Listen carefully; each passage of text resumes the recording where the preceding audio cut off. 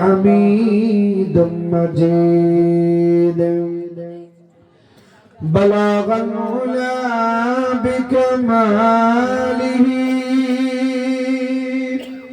كشف الدجى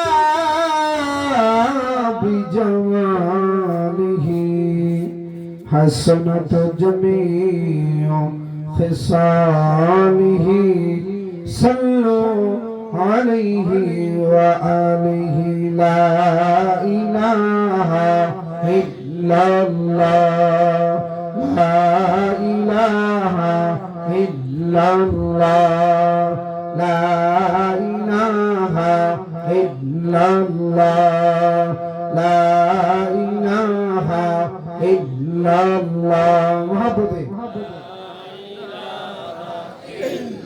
সবাই একটু জবান খুলে সবাই লা ইলাহা ইল্লাল্লাহ লা ইলাহা ইল্লাল্লাহ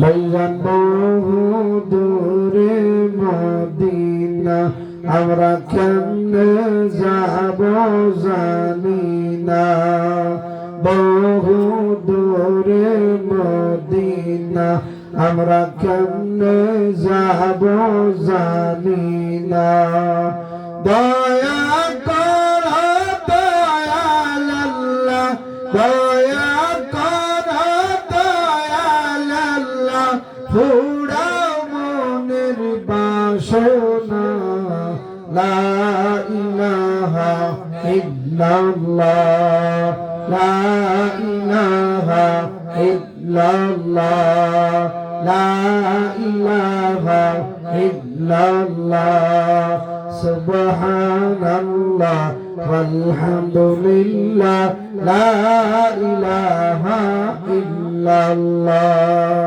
সুবহানাল্লাহ ওয়ালহামদুলিল্লাহ লা ইলাহা ইল্লাল্লাহ লা ইলাহা ইল্লাল্লাহ লা ইলাহা ইল্লাল্লাহ লা ইলাহা ইল্লাল্লাহ লা ইলাহা ইল্লাল্লাহ মুহাব্বতে লা ইলাহা ইল্লাল্লাহ লা ইলাহা ইল্লাল্লাহ লা ইলাহা ইল্লাল্লাহ মুহাব্বতে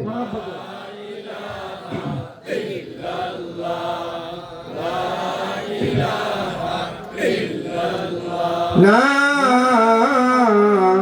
ইলাহা ইল্লাল্লাহ মুহাম্মাদুর রাসূলুল্লাহ সাল্লাল্লাহু আলাইহি ওয়াসাল্লাম আলহামদুলিল্লাহ মহান আল্লাহ রাব্বুল আলামিনের দরবারে লাখো কোটি শুকর যে মহান আল্লাহ রাব্বুল আলামিন আজকে আপনাকে আমাকে দুনিয়াবি বিভিন্ন পেরেশানি দুনিয়াবি বিভিন্ন ঝামেলা থেকে আল্লাহ ফাড়ে করে দয়া পরশবত মহান আল্লাহ রাব্বুল আলামিন উলামায়ে কেরামের জবান থেকে কিছু নসিহত কিছু আলোচনা শোনার জন্য এই বেহেশতের বাগানে আসার বসার তৌফিক আল্লাহ দান করলেন।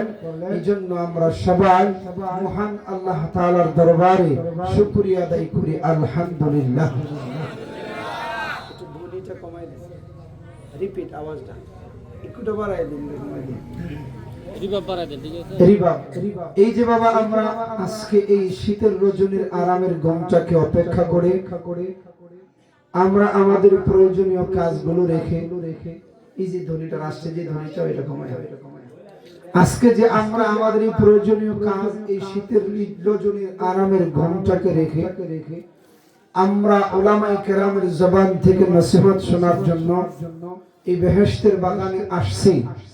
এটা কিন্তু উলামায়ে কেরামের প্রতি ভক্তি শ্রদ্ধা ভালোবাসা মায়া মোহাব্বত আমাদের হৃদয়ে আছে বিদেই আসছি। কথা বলেন ঠিক কিনা? আওয়াজ দিয়া বলেন ঠিক কিনা? যদি উলামায়ে কেরামের প্রতি ভক্তি শ্রদ্ধা ভালোবাসা, মায়া, মোহাব্বত আমার আপনার হৃদয়ে না থাকতো, তাইলে কিন্তু আমরা কেউ এই আরামের ঘুমটাকে রেখে এই মজলিসের মধ্যে আসতাম না। কথা বলেন ঠিক কিনা? আওয়াজ দিয়ে বলেন ঠিক কিনা? আসছি কেন? উলামায়ে কেরামের মোহাব্বত অন্তরে আছে। কথা বলেন ঠিক কিনা? এই যে মোহাব্বত, এই যে ভালোবাসা, এটা ঈমানের দাবি। কথা বলেন ঠিক কিনা? যারা ঈমানদার, যারা নিজেকে মুসলমান বলে দাবি করে, উলামায়ে কেরামদেরকে তারাই মোহাব্বত করবে। কথা বলেন ঠিক কিনা? আর যারা নিজেকে মুসলমান বলে দাবি করবে না, তারা উলামায়ে কেরামের মোহাব্বতটা তেমন বুঝবে না। কথা বলেন ঠিক কিনা? নিজেকে মুসলমান বলে দাবি করতে গেলে, ইমানদার বলে দাবি করতে গেলে উলামায়ে কেরামের মোহাব্বত অন্তরে থাকা লাগবে। কথা বলেন ঠিক কিনা? আওয়াজ দিয়া কোন ঠিক কিনা? কিন্তু আফসোসের বিষয় হলো, আর বর্তমান আফসোসের বিষয় হলো, আর পরিতাপের বিষয় হলো, বর্তমান সময়ে সমাজের মধ্যে কিছু মানুষ আছে যারা উলামায়ে কেরামদেরকে অশ্রদ্ধার নজরে দেখে। কথা বলেন ঠিক কিনা? উলামায়ে কেরামদেরকে দেখলে ইয়ারকিমূলক কথাবার্তা বলে এমন মানুষ আমাদের সমাজে আছে না নাই? যুবক ভাইরা আওয়াজ দিয়া বলেন, আছে না নাই? যেটা আজ থেকে প্রায় 10-12 বছর আগে ছিল না।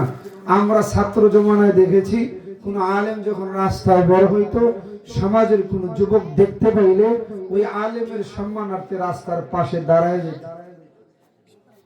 আর বিশেষ করে কোন মা বোন যদি দেখতে পাইতো, তাইলে যদি রাস্তার পাশে কোনো গাছ থাকতো, আলেমের সম্মানার্থে ওই গাছের আড়ালে চলে যেত। গাছ না থাকলে রাস্তার নিচে নেমে যেত। এত ইজ্জত, এত সম্মান মানুষ আগে উলামায়ে কেরামদেরকে করত। কথা বলেন ঠিক কিনা? আওয়াজ দিয়ে বলেন ঠিক কিনা? এই সম্মান, এই ইজ্জতটা যেন দিন দিন আমাদের মাঝ থেকে উঠে যাচ্ছে। কথা বলেন ঠিক কিনা? আওয়াজ দিয়ে বলেন ঠিক কিনা?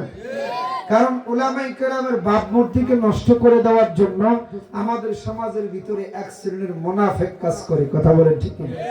তারা উলামায়ে কেরামদের বিরুদ্ধে বিভিন্ন রকমের বাজে বাজে মিথ্যা নিউজ, বাজে বাজে মিথ্যা কথাবার্তা সমাজের মানুষের মাঝে প্রচার প্রসার করে। কথা বলেন ঠিক কিনা? আওয়াজ দিয়ে কোন না ঠিক কিনা? কিন্তু আলহামদুলিল্লাহ এগুলো প্রতিনিয়ত দেখার পরেও আজকে আপনারা যেভাবে এই মজলিসের মধ্যে এসে বসেছেন, এই বসাটাই প্রমাণ করে আপনারা আলেমদেরকে ভালোবাসেন। কথা বলেন ঠিক কিনা? এই বসাটাই প্রমাণ করে আপনাদের হৃদয়ে আলেম ওলামাদের ভালোবাসা আছে। কথা বলেন ঠিক কিনা? এই ভালোবাসাটা, এই মায়াটা, এই মহাব্বতটা আমার আপনার জন্য নাজাতের কারণ হতে পারে। জোরে বলেন সুবহানাল্লাহ। কারণ আল্লাহ রাসূল বলেন, আকরিমুল উলামা ফাইন্নাহুম ওয়ারাসাতুল আমবিয়া।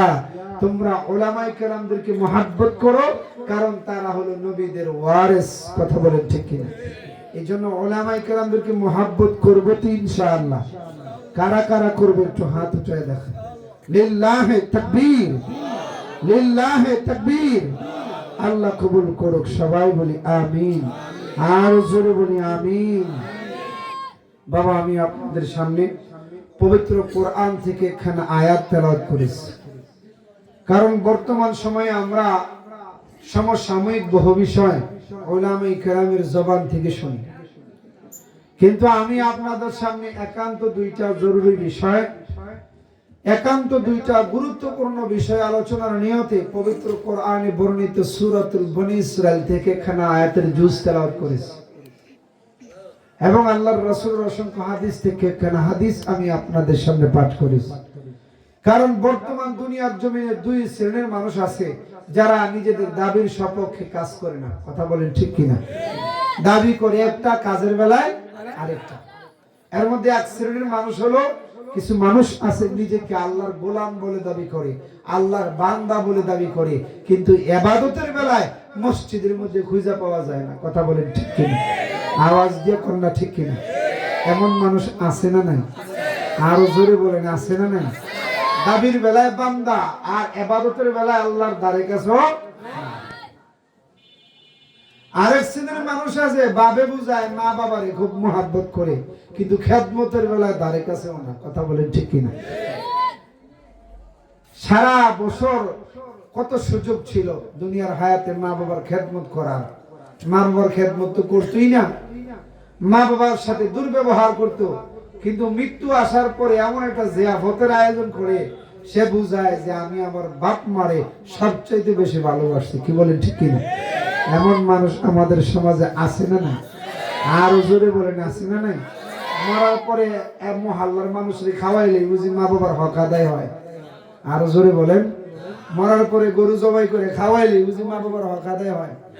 হায়াতের বেলা মা বাবার সাথে কত দুর্ব্যবহার, বউর কথায় মা বাবার সাথে কত খারাপ আচরণ, কিন্তু মরার পরে বড় যে হতার আয়োজন দিয়া মা ভক্ত বাবা ভক্ত হওয়া যায় না। কথা বলেন ঠিক কিনা? আওয়াজ দিয়া বলেন ঠিক কিনা? সঙ্গত কারণে আমার দুই একটা কথাও যদি কারো কানে আল্লাহর গোলামি করার, আল্লাহর ইবাদত বন্দেগী করার আর মা বাবার খেদমত করার কারণ হয়, তাইলে হয়তো আল্লাহ তাআলা এই কথাগুলাকে ওসিলা কইরা আমার আপনার জন্য নাজাতের জরিয়া করতে পারে। জোরে বলেন সুবহানাল্লাহ। হ্যাঁ মুসলমান যুব ভাই, এই ভাই একটু ইকো বাড়ান, আমি বলছি ধ্বনি কমাইতে। হ্যাঁ তো ইকো দিলে ধ্বনি হইতেছে কেন? দ্বিতীয় আওয়াজটা যা সেটা জন্য আসে আর কি।